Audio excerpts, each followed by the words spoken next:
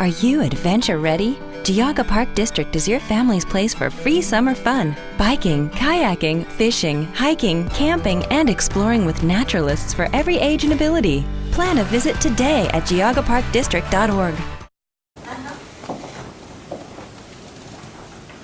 Hi.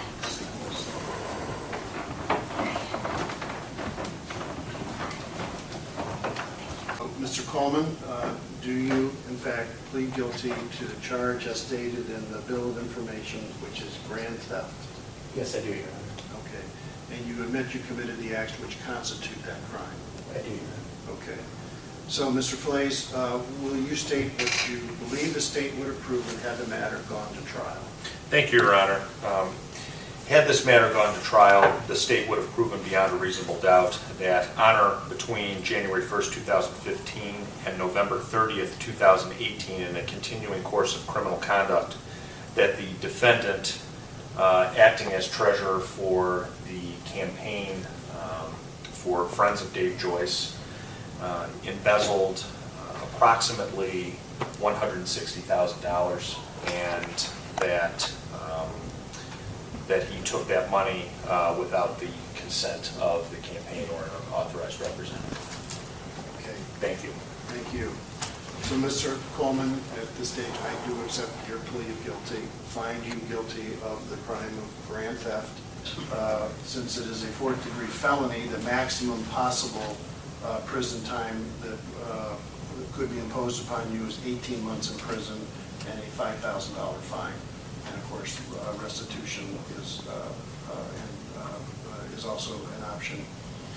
I'm also required to inform you that if a prison sentence were to be imposed, you may be subject to something called post-release control for a period of up to 3 years at the discretion of the parole board. So that's something that I think the general public used to call, you're on parole. It's now called post-release control. And what it means is a period of supervision by the adult parole authority after release from imprisonment. Do you want to discuss bond at this stage?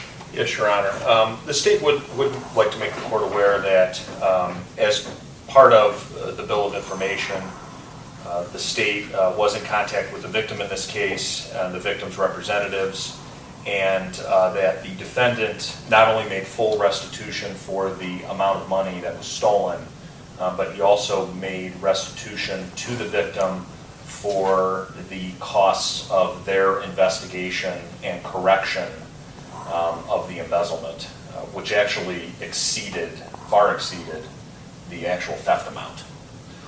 So I did receive a check for the victims today for that full amount of the restitution and costs of investigation and correction, and that is what resulted in the bill of information.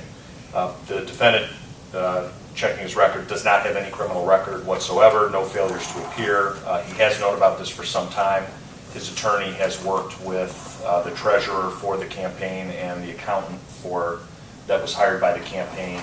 I know Mr. Friedman's worked with them closely to work out the restitution issues. So the state would ask for a PR bond, and that the matter be set for sentencing after pre-sentence investigation. Thank you. Okay.